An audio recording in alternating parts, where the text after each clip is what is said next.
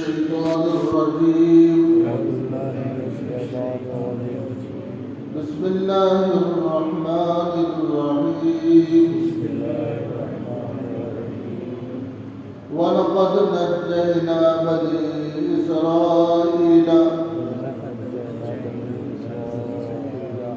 من العذاب المهين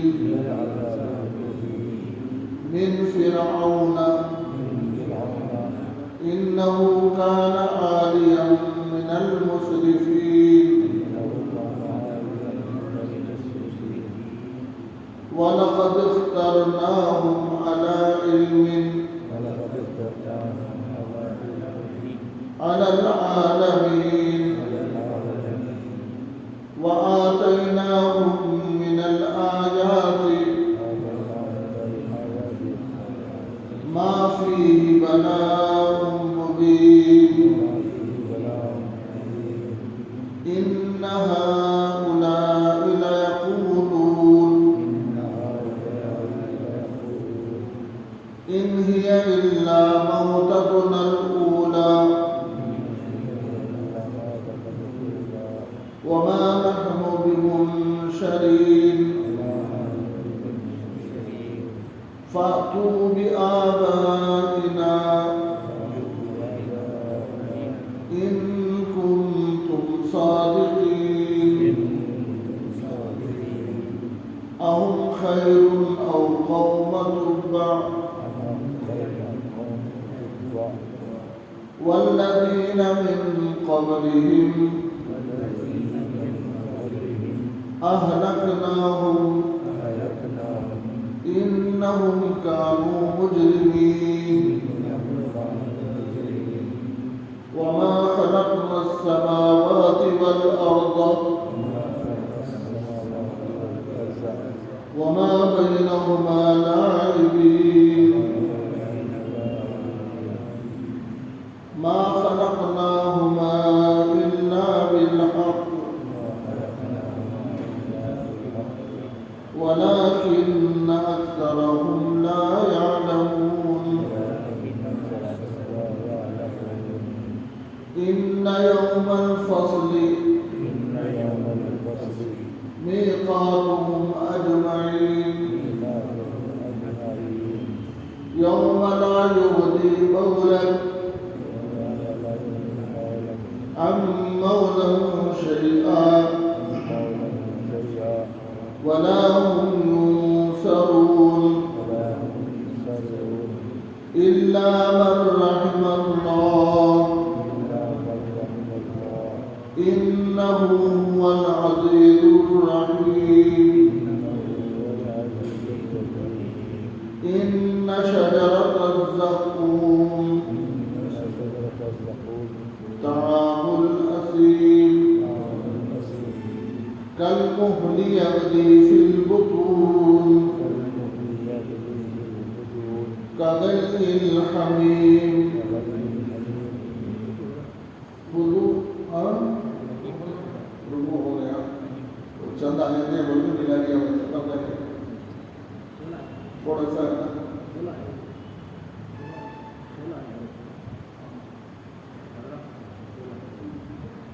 کتنے آتے چھوٹی ہے نا چیزیں کیا بھی پڑھیں گے روک دیں گے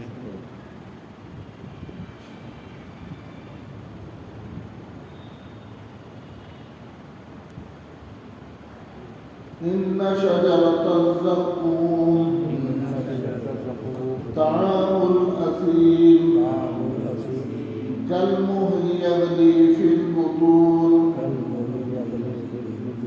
كغلي الحميم خذوه فاعتلوه إلى سواء الجحيم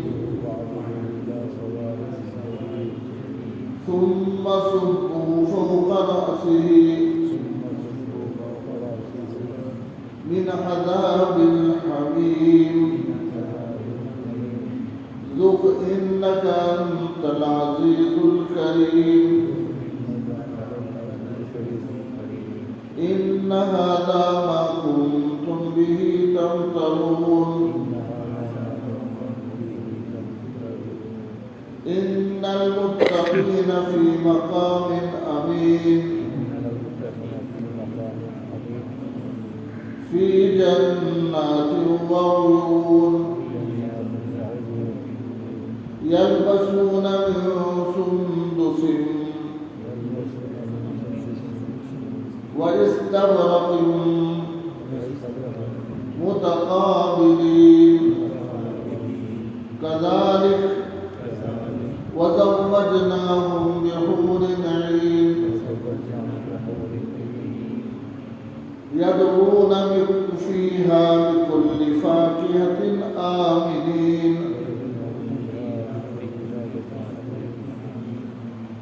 لا يذوقون فيها الموت إلا الموتة الأولى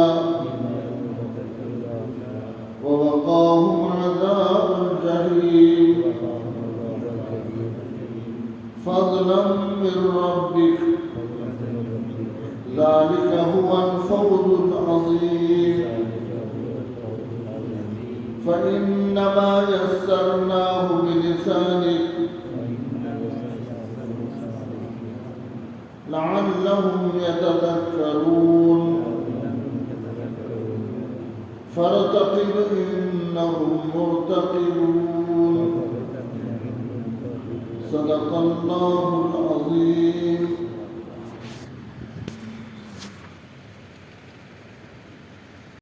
پڑھی گئی وہ سورہ دخان کی آیتیں ہیں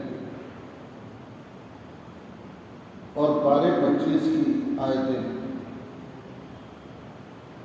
قرآن پاک کی 114 سورتوں میں سورہ دخان ایک بہت ممتاز سورت ہے جس کی فضیلت حضور پاک صلی اللہ علیہ وسلم نے بیان فرمائی. جمعے کے دن سورہ دخان کا اہتمام کرو کیونکہ حدیث میں آتا ہے کہ قیامت جو قائم ہوگی وہ جمعے کے دن ہوگی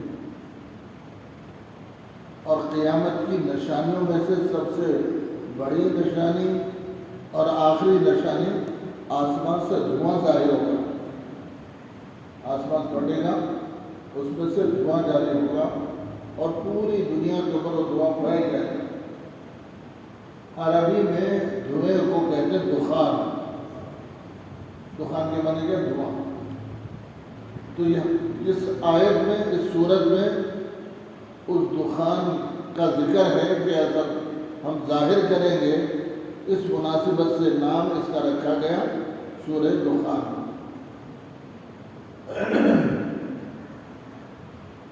آج کی اس رکوع میں بنی اسرائیل کا کچھ ذکر آیا اور جنتی اور جہنمی اور لوگوں کے اعمال کے اعتبار سے انہیں سزا یا جزا کیسے دیں گے اللہ اس کا ذکر فرمایا. دیکھیے آیت کا ترجمہ. وَلَقَدْ نَجَّيْنَا ہم نے نجات دی بنی اسرائیل کو کس سے؟ من العذاب المہین ذلت کے عذاب سے ہم نے بنی اسرائیل کو بچایا. ذلت کا عذاب بنی اسرائیل پر یہ تھا کہ فرعون ان کو جو ہے طرح طرح کی تکلیفیں دیتا تھا اور ذلت کا عذاب نہیں دیتا تھا. تو اللہ کہتے ہیں ہم نے بنی اسرائیل کو بچا لیا موسیٰ علیہ السلام کے ذریعے. کس سے عذاب ملتا تھا؟ من فرعون. فرعون کی طرف سے جو عذاب بنی اسرائیل کو دیا جاتا تھا اس عذاب سے ہم نے بنی اسرائیل کو بچایا. گزشتہ رکوع میں آیا تھا کہ بنی اسرائیل کو اللہ حکم دیے موسیٰ علیہ السلام کو تم اپنے قوم کو لے کے مصر کے باہر چلے جاؤ. مصر کے باہر گئے تو پھر آگے جانے کے بعد راستہ ختم ہو گیا اور سمندر سامنے آ گیا. اور پیچھے ہٹیں گے فرعون اور اس کا لشکر اور سامنے جائیں گے تو جو ہے سمندر. تو وہاں کیوں جا رہے تھے؟ فرعون کے عذاب سے اس کی تکلیفوں سے بچنے کے لیے جا رہے تھے. تو اللہ نے کہا کہ ہم خود فیصلہ کریں تمہیں ذلت کے عذاب سے نکالنے کا. فرعون کی طرف سے عذاب دیا جا رہا تھا. انه كان عاليا من المسرفين وہ بہت زیادہ اپنے آپ کو بڑا بن رہا تھا. فرعون میں ہی بڑا ہوں. دعویٰ بھی کرانا انا ربکم الاعلی میں سب سے بڑا ہوں. اور دوسرا اس کا دعویٰ من المسرفین، حد سے گزرنے والوں میں تھا. حد سے گزرنے والے، ہر ایک کی حد مقرر ہے، اس حد سے آگے بڑھنے والا. تو یہ بہت بڑا بننے والا ہے، اپنے آپ کو بڑا بننا چاہتا ہے اور پھر حد سے گزر رہا تھا. وَلَقَدِ اخْتَرْنَاهُمْ عَلَىٰ عِلْمٍ عَلَى الْعَالَمِينَ، اور ہم کو خوب معلوم ہے پھر بھی ہم نے اسے چن لیا. اخترنا نے چن لینا، انتخاب کر لیا ہم نے. عَلَىٰ عِلْمٍ، ہمارے علم کے مطابق ہم کو معلوم ہے کہ دنیا کے اندر فساد کرے گا، ظلم کرے گا، پھر بھی ہم نے اسے چن لیا ہے. عَلَى الْعَالَمِينَ، سارے عالم کے لوگوں پر. فرعون کا چرچا ہر زمانے میں موجود ہے، تو اللہ کہتے ہیں ہم نے اسے چن لیا. وَآتَيْنَاهُمْ مِنَ الْآيَاتِ، اور نشانیوں میں سے ہم نے بہت سی نشانیاں فرعون اور اس کی قوم کے پاس بھیجی. مَا فِيهِ بَلَاءٌ مُبِينٌ، واضح طور پر نشانیاں ہم نے اس کے پاس بھیجی اور جو آزمائشیں اس کے پاس بھیجی تاکہ جو ہے فرعون اپنی غلطی سے توبہ کرے، لیکن نہیں کیا. إِنَّ هَٰؤُلَاءِ لَيَقُولُونَ، بے شک یہ تمام کے تمام یہی کہتے تھے. ہؤلاء مانے تمام، یہی کہتے. لَيَقُولُونَ، کہتے کیا کہتے؟ إِنْ هِيَ إِلَّا مَوْتَتُنَا الْأُولَىٰ، موتتنا الأولى، بولتے کہ صرف ایک ہی دفعہ مرنا ہے، صرف ایک ہی دفعہ مرنا ہے، پھر اس کے بعد دوبارہ. مسلمان کا ایمان یقین ہے، ہر نبی کا اعتقاد ہے کہ اب جو زندگی اللہ دیے اس کے بعد ایک مرتبہ مریں گے، پھر دوبارہ اللہ کے بعد اٹھائی جائے گی. وہ لوگ یہ عقیدہ رکھتے تھے کہ موت تو صرف ایک ہی ہے بندہ، پھر اس کے بعد وَمَا نَحْنُ بِمُنشَرِينَ، منشرین کے معنی ہم پھر دوبارہ زندہ نہیں کیے گئے. ان لوگوں کا عقیدہ تھا جو کچھ ہے یہی زندگی ہے، اس کے بعد پھر مرنا، پھر جی اٹھنا، پھر قبر سے نکلنا. اس پر ان کا ایمان نہیں تھا. یہ آپس میں کہتے تھے. اللہ ان بندوں سے کہتے ہیں فَأْتُوا بِآبَائِنَا، لے کے آؤ اس دعوے کے اوپر تمہارے آبا و اجداد کے پاس کوئی دلیل ہے. ان کنتم صادقین، اگر تم سچے ہو کوئی دلیل اس میں ہے تو لے کے آؤ. کوئی دلیل ان کے پاس نہیں، لیکن ایسا اعتقاد رکھتے تھے. آگے اللہ نے فرمایا اہم خیر، کیا یہ بہتر ہے؟ ام قوم تبع، یا قوم تبع بہتر ہے؟ یہ بہتر سے مراد فرعون اور اس کی قوم، یا یہ بہتر ہے یا وہ قوم جو دنیا کے اندر سرکش گزری ہے جسے قوم تبع کہتے ہیں، وہ بہتر ہے؟ کہاں ہے وہ؟ والذین من قبلہم، جو فرعون سے پہلے بھی دنیا میں آئی تھی، قوم تبع. کیا ہوا انجام؟ اہلکناہم، ہم نے ان کو ہلاک کیا. قوم تبع کو ہم نے ہلاک کیا، ویسے قوم فرعون کو بھی ہم ہلاک کریں گے. انہم کانوا مجرمین، ہم ظلم نہیں کرتے. کیوں ہلاک کریں؟ یہ تمام کے تمام مجرم تھے، نافرمان تھے. نافرمان ہونے کی وجہ سے ہم ان کو ہلاک کریں. اس سے پہلے کی قوم کو بھی ہم نے ہلاک کیا. فرعون کے لیے بھی ہمارا یہی فیصلہ ہے. یہاں تک اللہ نے بنی اسرائیل کا ذکر فرمایا.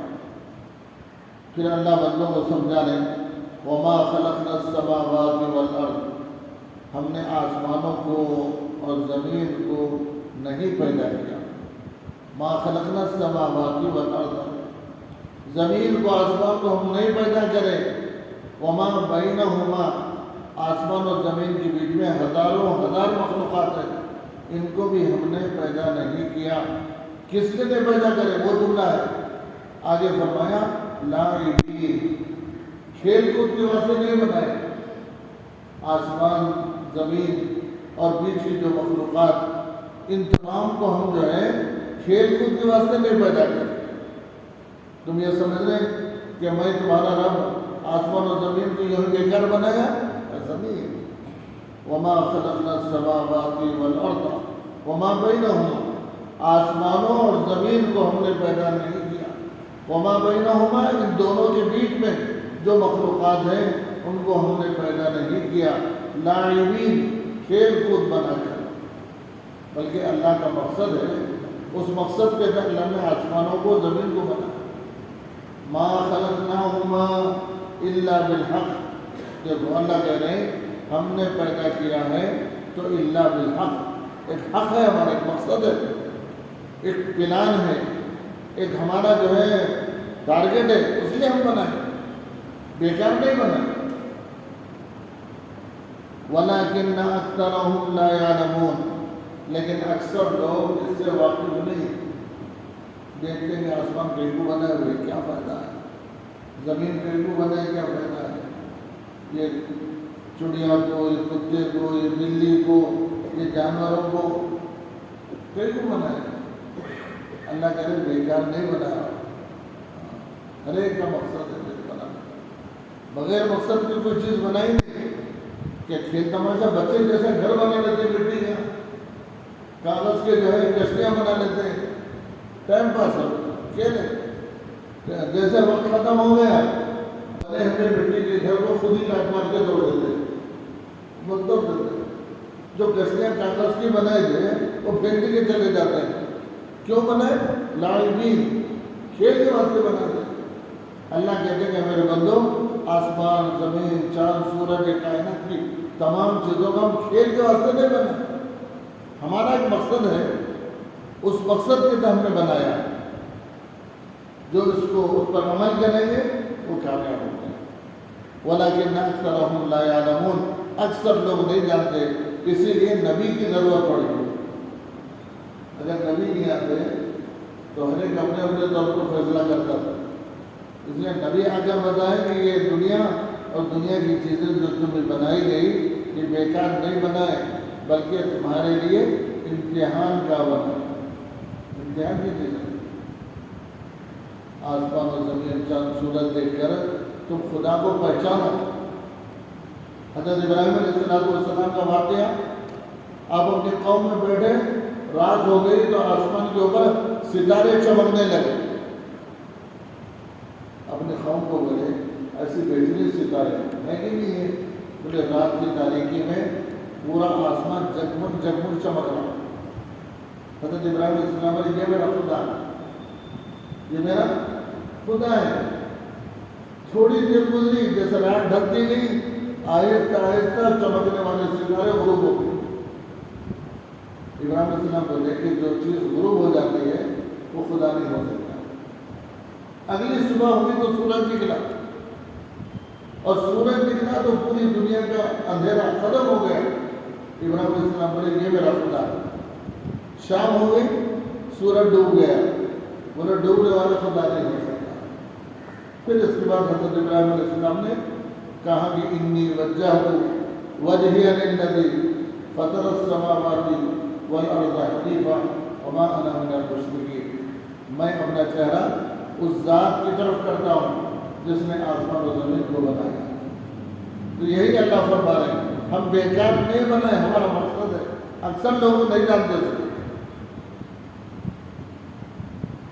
ان یوم الفصل میقاتهم اجمعین، بے شک ایک فیصلے کا دن آنا ہے. یوم الفصل بولتے ہیں فیصلے کے دن. ایک فیصلے کا دن آنا ہے. میقاتهم، جس وقت میں سب کو جمع کیا جائے گا. الگ الگ حساب نہیں کرنا، پوری انسانیت کو ایک مقررہ دن میں جمع کریں گے، ایک مقررہ وقت میں ان کا حساب لیں گے. تو اللہ نے دو لفظ فرمائے، یوم الفصل فیصلے کا دن، میقاتہم اس کے اندر اللہ مقرر کر دیا میقات. جیسے اسکول کی میقات ہوتی ہے 9 بجے سے 4 بجے تک، آفس کی ٹائمنگ ہوتی ہے 10 بجے سے 5 بجے تک، ویسے ہی میدان حشر کا دن بھی اللہ نے مقرر کیا. میقاتہم اجمعین، سب کو جمع کریں گے وہاں. اس دن اللہ تبارک و تعالیٰ سب کا فیصلہ کریں گے. اہل ایمان بھی، اہل کفر بھی، فرمانبردار بھی نافرمان بھی، وہ دن آئیں گے سب، بہت سخت ترین دن ہوگا۔ پھر آگے فرمایا یوم لا یغنی مولا ام مولا شیئا، یہاں مولا سے مراد ہے دوست، حبیب ہے۔ کوئی دوست اس دن کسی دوست کی کوئی مدد نہیں کرے گا۔ لا یغنی مولا ام مولا شیئا، کچھ بھی دوست کی مدد کرنے کے قابل نہیں ہوگا۔ اللہ فیصلے ایسے دل لا رہے ہیں، وہاں کوئی کسی کی مدد نہیں کرے گا۔ ہر آدمی کی زبان پر ہوگا نفسی نفسی، میرا کیا ہوگا نہیں معلوم، میرا کیا ہوگا نہیں معلوم۔ کوئی دوست کام نہیں ہے، دنیا میں بہت سے لوگ بول دیتے ہیں لیکن وہاں کوئی کام نہیں آتا۔ بقول حضرت مولانا سجاد نعمانی کے دنیا کے اندر آج کل ایسے پیر و مرشد نکلے ہیں جو کہتے ہیں کہ تمہارا بیڑا ہم اٹھائیں گے قیامت کے دن، تو بے فکر رہو، نہ تمہاری طرف سے ہم نماز پڑھ لیں گے، تم کو ضرورت ہی نہیں ہے نماز۔ کہہ رہے ہیں اللہ کہتے ہیں کہ وہ کوئی کسی کا بوجھ نہیں اٹھائے گا، کوئی کسی کا بوجھ۔ یوم لا یغنی، اس دن کوئی بوجھ نہیں اٹھائے گا، مولاً ام مولاً شیئا، ایک دو دوسرے دوست کا کوئی بوجھ نہیں اٹھائے گا۔ ہر ایک کو اپنا اپنا حساب دینا، ہر ایک کو اپنا بوجھ خود اٹھانا ہے۔ حضرت عمر رضی اللہ تعالیٰ عنہ کے زمانے میں مدینے کے باہر ایک عورت رات کے وقت میں گشت کر رہے تھے، درد زہر سے چلا رہی تھی۔ ایک خیمہ لگا ہوا تھا، آپ قریب گئے، پوچھا کون ہے؟ بولے ہم مسافر ہیں، ہم مسافر ہیں، آئے تھے مدینے میں امیر المسلمین سے ملنے کے لیے، لیکن رات ہو گئی تو پڑاؤ ڈالے۔ بولے آواز کیسے آ رہی اندر سے؟ بولے کہ میری بیوی حاملہ ہے، اس کو درد زہر ہو رہا۔ پوچھے حضرت عمر رضی اللہ عنہ کوئی ساتھ میں ہے عورت وغیرہ؟ کیونکہ عورت کو ایسے وقت میں عورت کی ضرورت ہوتی ہے۔ بولے کوئی نہیں، آپ اپنے گھر گئے۔ کیسے تھے مسلمانوں کے بھائی؟ حضرت عمر اپنے گھر گئے، اپنی بیوی حضرت فاطمہ کو اٹھایا۔ یہ فاطمہ جو ہے دوسری فاطمہ ہے، حضور کی فاطمہ نہیں ہے، ان کو اٹھایا۔ بولے کہ نیکی کا کام کرنا ہے لوگ۔ بولے کیا اتنی رات کو؟ بولے ہاں ہے۔ اس کے بعد حضرت عمر نے تفصیل بتائی۔ ایک مسافر خاتون آئی تھی، راستے میں ڈھلی ہوئی ہے، درد سے ہوا، کوئی عورت آدمی اس کے ساتھ نہیں ہے، تو اس مسافر کی مدد کرنے کے لیے چلو۔ کون؟ مسلمانوں کی بادشاہ کی ملکہ، وہ خدمت کے لیے جا رہی تھی۔ جب گھر کے باہر نکلے تو حضرت عمر بولے کہ وہاں درد ذیل ہونے کے بعد زنجی ہوگی، ڈلیوری ہوگی، اس کے بعد اسے کوئی چیز کی ضرورت پڑتی ہے۔ بولے ہاں، پنیر ہونا، آٹا ہونا، فلاں ہونا بنا۔ حضرت عمر خود تشریف لائے، بیوی کھڑی ہے دروازے پہ، اور وہ ایک تھیلے کے اندر سب سامان ڈالے جو ضرورت پڑ سکتی ہے، اور سب اٹھائے۔ غلام بابو کھڑا ہے، وہ بھی کہنے لگا امیر المومنین یہ سامان میں ڈالتا ہوں، نہیں حضرت عمر ڈالے، یہاں تک ایک تھیلا ہو گیا۔ اٹھانے کے لیے جب ارادہ کیا تو غلام آگے بڑھا، امیر المسلمین میرے کھانے پہ اٹھائیے۔ حضرت عمر کا جملہ ہے قیامت کے دن میرا بوجھ تو نہیں اٹھائے گا، میرا بوجھ تو مجھے کو اٹھانا ہے۔ آپ اپنے کھانے پہ اٹھا کے چلے، بیوی اس ساتھ لے گئے، اور آپ نے اس عورت کا بڑا انتظام کیا۔ تو میدان حشر میں کوئی کسی کی مدد نہیں کر رہا ہے، بیکار باتیں۔ اگر کوئی کہہ رہا تو دھوکہ دے رہا۔ اللہ خود کہتے ہیں یوم لا یغنی مولا ام مولا شیئا، کوئی دوست کسی دوست کو بے نیاز نہیں کر سکتا، ہر ایک کو اپنا بوجھ اٹھانا ہے۔ ولا هم ينصرون، ارے مدد تو کر سکتے کیا؟ جیسے دنیا کے اندر تھیلا اٹھا کے رکھنے والا خود اپنی پیٹھ پہ رکھتا ہے تو دوسرے آدمی کو ادھر ہاتھ لگاؤ بولتے نا، وہاں کوئی مدد کرنے کا اللہ کے وہاں وہ بھی موقع نہیں ہے، نہ اٹھا سکتے کسی کا بوجھ، نہ سپورٹ کر سکتے، ہر ایک کو اپنا اپنا اٹھانا ہے۔ اللہ صاف سمجھا دے رہے ہیں کہ دیکھو یہ دھوکے میں مت پڑو، ہر ایک اپنی تیاری کرو، نہ کوئی کسی کا ساتھ دیتا ہے، نہ کوئی کسی کی مدد کرتا ہے۔ یوم لا یغنی مولا عن مولا شیئا ولا هم ينصرون الا من رحم اللہ. یہ جو ہے اللہ کی رحمت کا جملہ ہے. سنو سنو، ہاں جس بندے پر اللہ رحم کرے تو الگ بات ہے. ہم سب رحم کے محتاج ہیں. ہم اپنی عبادت پر اور اپنی تلاوت پر، ہم اپنے صدقہ خیرات پر نہیں خوش نہیں ہے اللہ کے سامنے. ہماری عبادت بھی کچھ کام کی ہے نا صدقہ خیرات ہے. اللہ من رحم اللہ، مگر ہے کہ اللہ جس پر رحم کرے. حدیث میں آتا ہے کس پہ اللہ رحم کرے گا. اب دیر ہو جائے گی پھر انشاءاللہ. انہ هو العزیز الرحیم، جس پر اللہ رحم کرے بس وہی بندہ بچ سکتا ہے. بے شک وہ بہت غالب اور بہت رحم والا ہے. اللہ کی ذات بہت رحم والی ہے، بہت غلبے والی ہے. اللہ نے قیامت کا حل کا نقشہ کیا. سنو یاد رکھو، کوئی کسی کا بول. اب انجام کیا ہے؟ دو گروپ آئیں گے اللہ کے دربار میں. میدان حشر میں دو قسم کے لوگ آئیں گے، ایک مجرم اور ایک فرمانبردار. اللہ پہلے مجرم کا ذکر کر رہے ہیں. ان شجرۃ الزقوم، بے شک مجرم لوگوں کو زقوم کا درخت ہوگا. مجرم لوگوں کے لیے زقوم ایک قسم کا پھل ہے. اللہ کے نبی نے فرمایا زقوم کا درخت دنیا میں نہیں اگتا ہے، وہ دوزخ کے نیچے اس کی جڑ میں اگتا ہے. دنیا کا پھل نہیں. زقوم تو دوزخ کی جڑ میں اگتا ہے. مثال کے طور پر فرمایا کیسا ہوگا؟ بولے جیسے دنیا کے اندر کوئی پھل کانٹے دار دیکھے ہوں گے آپ لوگ، چاروں طرف کانٹے کانٹے نکلے رہتے ہیں. فرمایا کہ زقوم کی مثال ہے وہ تو دوزخ میں ہے. ان شجرۃ الزقوم، مجرم لوگوں کے لیے زقوم کا درخت ہوگا. جب بھوک سے بیتاب ہو کر دوزخی چلائیں گے، پکاریں گے، اللہ سے درخواست کریں گے تو اللہ کہیں گے فرشتوں کو ان کے منہ میں زقوم ڈال دو. وہ کانٹے دار پھل ان دوزخیوں کے منہ میں ڈال دیں گے. بھوک کی شدت کی وجہ سے اسے نگلنا چاہیں گے، نہ نگل سکیں گے نہ اندر جائیں گے، اٹک جائے گا. یہ ہوگا. پھر آگے دوسرا جملہ فرمایا زقوم کا اللہ کیوں بنائے، کیا مقصد ہے؟ دوسرا جملہ فرمایا طعام الاسیم، یہ گنہگاروں کا کھانا ہے. طعام مانے کیا؟ کھانا. اسیم مانے گنہگار، اسم کی جمع اسیم. یہ گنہگاروں کا کھانا ہے جو ان کو ملے گا. کالمہلی یغلی فی البطون،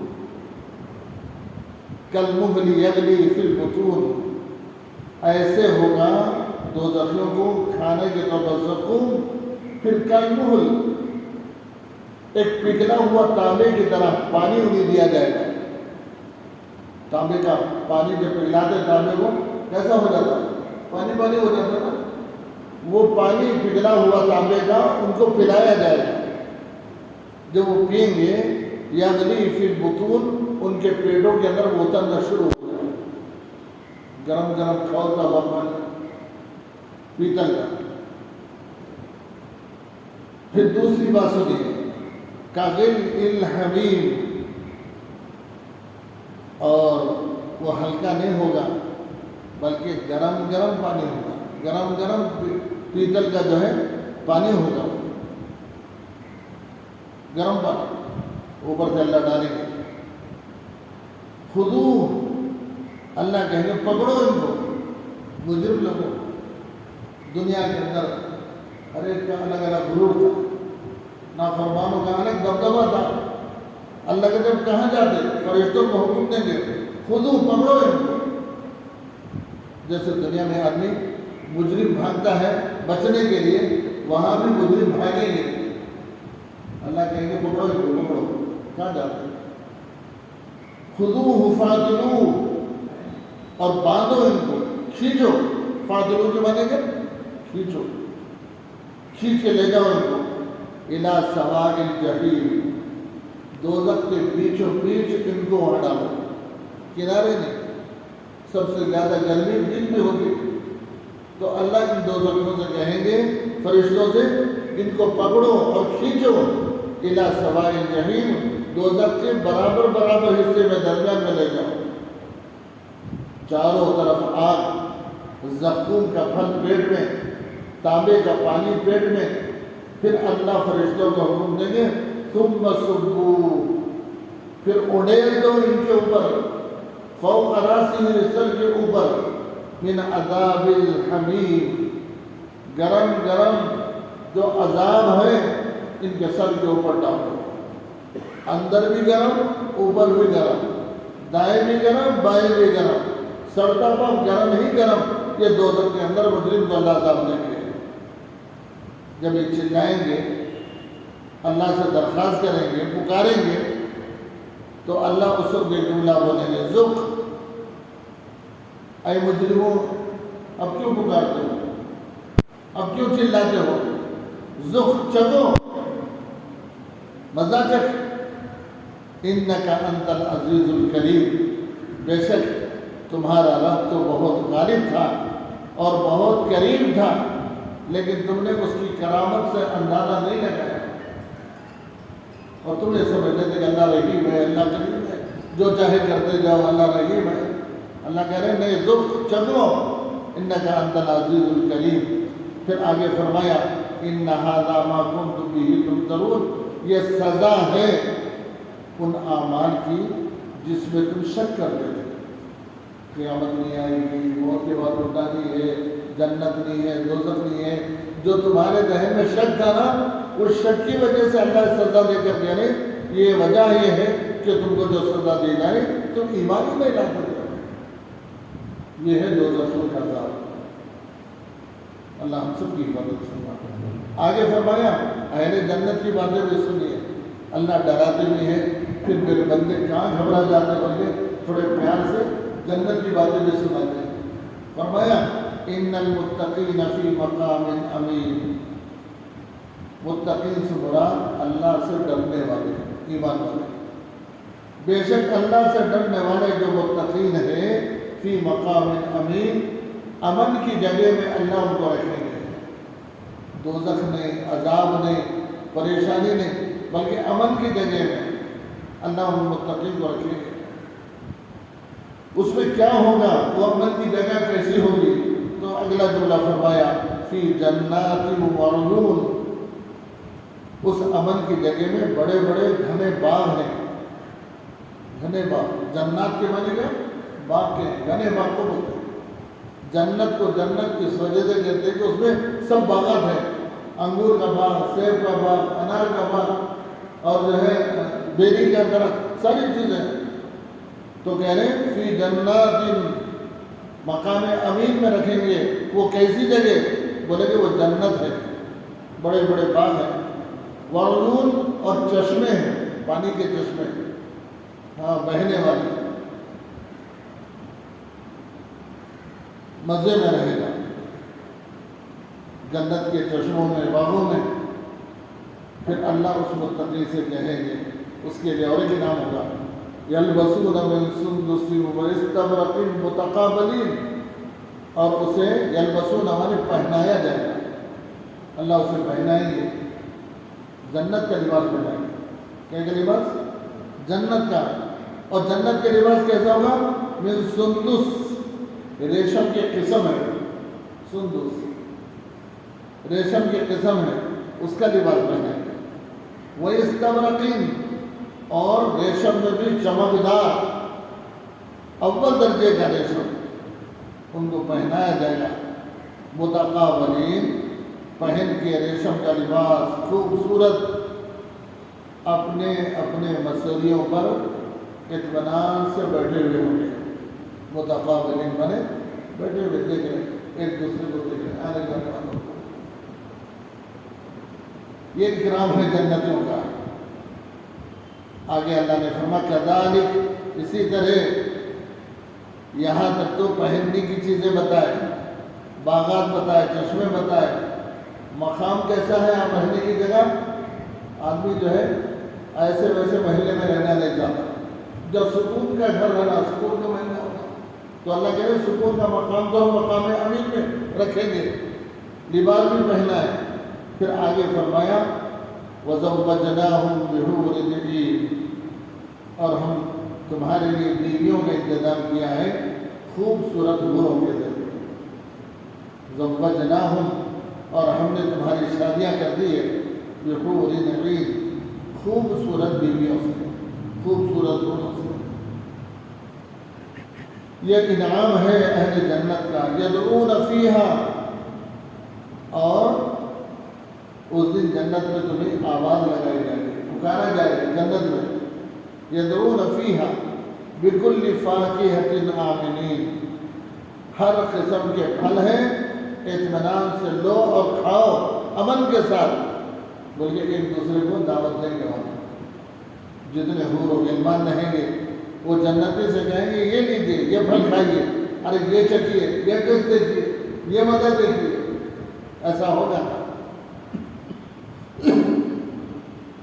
پھر آگے فرمایا لا یذوقون فیہا الموت، آدمی سب کچھ رکھ کے بھی موت کا کھٹکا تو لگتی ہے دنیا میں، ہے نہیں ہے؟ پیسے والے کو بھی، محل والے کو بھی، بادشاہ کو بھی ہے، اللہ وہ بھی کلیئر کر دے، بولے پہنو، کھاؤ، پیو، مزے سے رہو، اور یہ بھی سنو لا یذوقون فیہا الموت الا الموتۃ الاولی، موت تو ایک مرتبہ آ گئی، مزہ چکھ لے دو، اب پھر دوبارہ جنت میں تمہیں موت نہیں آئے گی، تو اطمینان سے رہو۔ لا یذوقون، ذاق یذوق مانے چکھنا، لا یذوقون فیہا، جنت میں نہیں چکھیں گے، کس کو؟ الموت، موت کا مزہ وہاں نہیں چکھیں گے، کیوں؟ الا الموتۃ الاولی، پہلی موت تو ایک مرتبہ آ چکی دنیا میں، اب نہیں آئے گی، اب جنت ہی جنت تم ہی تمہیں رہو۔ آدمی کو کتنا اطمینان ہو جائے گا، ہے نہیں ہے؟ بڑے بڑے لکھپتی، کروڑوں پتی مہمان کو بریانی کھلا رہے اور خود جو ہے دال کا ابلا ہوا پانی پی رہے، کروڑ پتی محل میں ہے لیکن ابلا ہوا پانی خود پی رہے، مہمان کو اکرام کر کھلا رہے، کیوں؟ اسے ڈر ہے کہ وہ بریانی کھا کے مر جائے گا، ہے نہیں؟ موت کا ڈر لگا ہوا ہے۔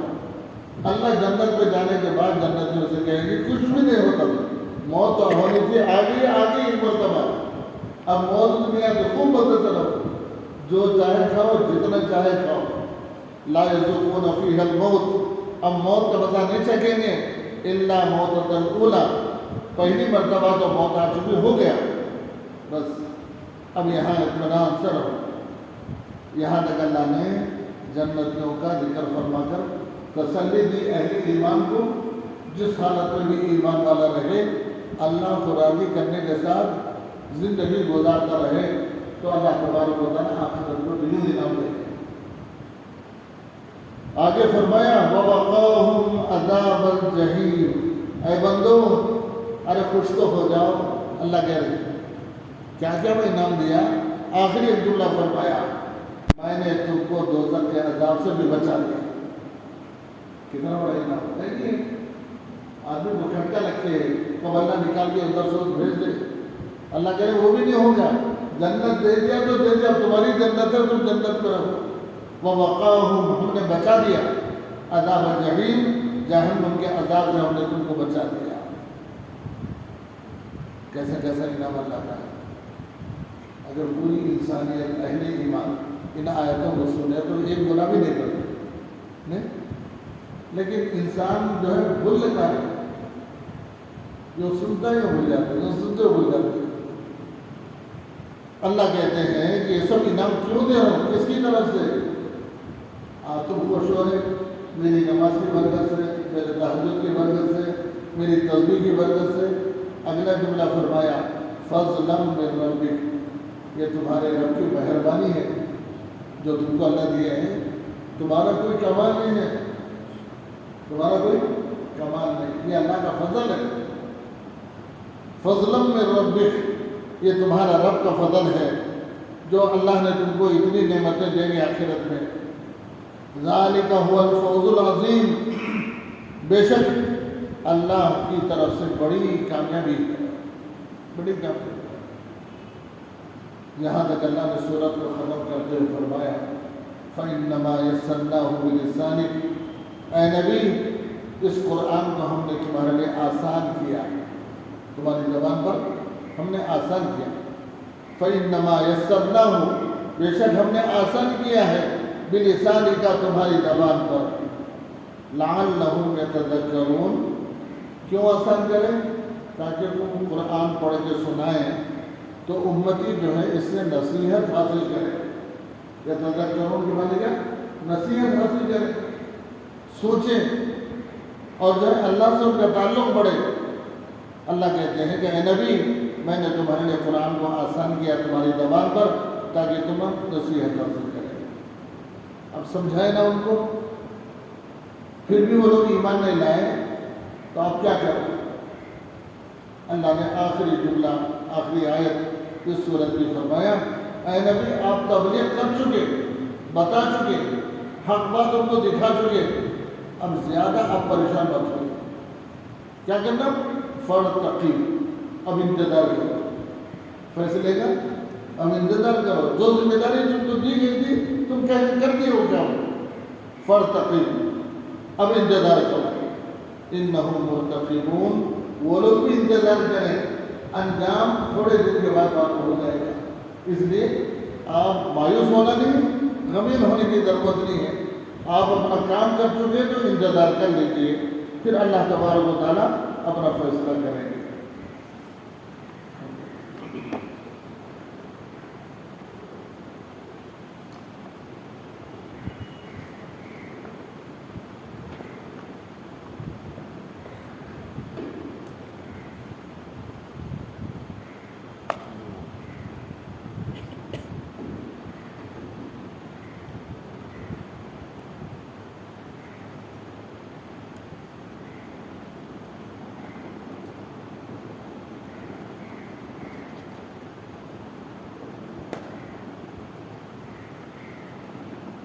گزشتہ اتوار میں بھی اسلامی تاریخ کے عنوان سے مولانا جلال الدین رومی کے کچھ حالات بتائے گئے۔ 40 سال تک علم حاصل کرنے کے بعد روحانی علم کے لیے وہ اپنے زمانے کے سید برہان الدین ترمذ کے ان کے ساتھ شریک ہو گئے اور ان کی صحبت میں رہ کے علم باطن اور معرفت و سلوک کے مراتب طے کرے۔ اسلامی تاریخ مولانا جلال الدین رومی رحمۃ اللہ علیہ 40 سال میں تمام علوم اسلامیہ کی تکمیل کے درس و تدریس، واعظ و نصیحت، فتویٰ نویسی، علم دین کی خدمت میں مشغول تھے۔ شمس تبریز کو ان کے شیخ کمال الدین جندی سے حکم دیا روم جا کر ایک دل جلے کو روشن کر آؤ۔ شمس تبریز وہ حکم سنتے ہی چل دیے اور رات کے وقت اس سرائے میں ٹھہر گئے۔ سامنے ہی بلند چبوترے پر شہر کے بڑے لوگ تفریح کے لیے بیٹھے تھے۔ رات کا وقت حضرت شمس بھی اسی چبوترے پر بیٹھا کرتے تھے۔ مولانا روم نے یہیں ان سے ملاقات کی اور ایک دوسرے کو پہچانا۔ دونوں بزرگ 6 مہینے تک صلاح الدین زرقوب کے حجرے میں مجاہدہ کرتے رہے۔ اس کے بعد اب پڑھنا پڑھانا چھوڑ کر شمس کی خدمت میں رہنے لگے۔ ایک لمحے کے لیے بھی جدا نہیں ہوتے۔ پورے شہر میں شور برپا ہو گیا کہ ایک دیوانے نے مولانا پر ایسا جادو کر دیا ہے کہ وہ کسی کام کے نہیں رہے، یعنی درس و تدریس چھوڑ کے اللہ والوں کی صحبت میں گزار رہے ہیں تو لوگ ایسا تانا دینے لگے۔ شمس تبریز سیکھنے کے خوف سے وہاں سے نکل کر دمشق چلے گئے۔ جدائی کے اس غم میں جلال الدین رومی کسی سے کچھ نہیں بولتے تھے۔ جب کبھی زبان کھلتی تو اشعار پڑھتے تو شاگرد ان کو لکھ لیا کرتے۔ جمع ہو کر یہی اشعار مثنوی بن گئے، جن کے ذریعے عقائد و کلام کی بحث، معجزہ و تصوف، توحید و عبادت، فلسفہ و اخلاق اور سائنس جیسے علوم کی دلکش انداز میں تشریح ہو گئی۔ نمبر 2، حضور صلی اللہ علیہ وسلم کا معجزہ، کنکریوں سے تسبیح کی آواز آنا۔ حضرت ابو ذر رضی اللہ تعالیٰ عنہ فرماتے ہیں ہم ایک مرتبہ رسول اللہ صلی اللہ علیہ وسلم کے ساتھ بیٹھے ہوئے تھے، آپ کے ہاتھ میں چند کنکریاں تھیں، اچانک ان سے تسبیح کی آواز آنے لگی، جس کو ساری مجلس سن رہی تھی۔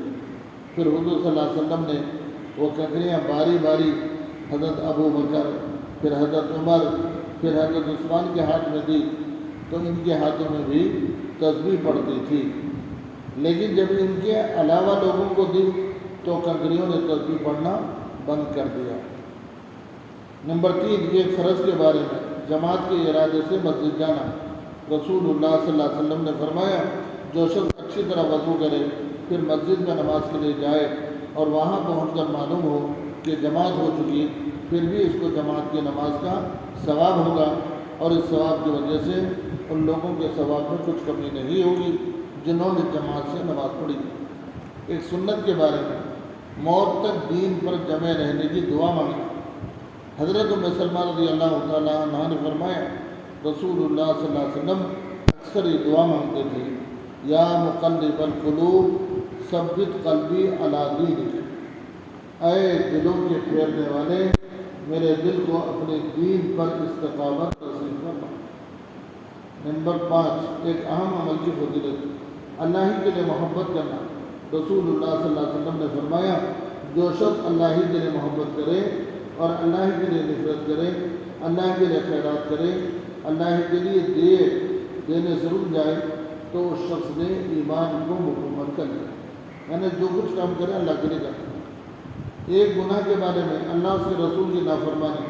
قرآن میں اللہ تعالیٰ فرماتا ہے، جو شخص اللہ اس کے رسول کی نافرمانی کرے گا اور اس کی مقرر کی ہوئی حدوں سے آگے بڑھے گا، اللہ تعالیٰ اس کو آگ میں داخل کرے گا جس میں ہمیشہ رہے گا، اور اس کو ذلیل اور رسوا کرنے والا عذاب ہوگا۔ دنیا کے بارے میں دنیاوی زندگی ایک دھوکہ ہے۔ قرآن میں اللہ تعالیٰ فرماتا ہے، اے لوگو، بے شک اللہ تعالیٰ کا وعدہ سچا ہے، تو کہیں تم کو دنیاوی زندگی دھوکے میں نہ ڈالے، اور تم کو دھوکہ باز شیطان کسی دھوکے میں نہ ڈالے۔ یقیناً شیطان تمہارا دشمن ہے، تم بھی اسے اپنا دشمن سمجھو، وہ تو اپنے گروہ کے لوگوں کو اس لیے بلاتا ہے کہ وہ بھی دوزخ والوں میں شامل ہو جائے۔ آخرت کے بارے میں قیامت میں منہ پر مہر لگا دی جائے گی۔ رسول اللہ صلی اللہ علیہ وسلم نے فرمایا، تم جب قیامت کے دن پیش ہوں گے تو تمہارے منہ پر مہر لگا دی جائے گی، اور آدمی کی سب سے پہلی چیز جو بات کرے گی وہ اس کی ران اور ہتھیلی ہوگی۔ زبان کو اللہ مہر لگا کے بند کر دیں گے تو اعضاء بولنا شروع کریں گے، سب سے پہلے اس کی ران اور ہتھیلی بولے گی۔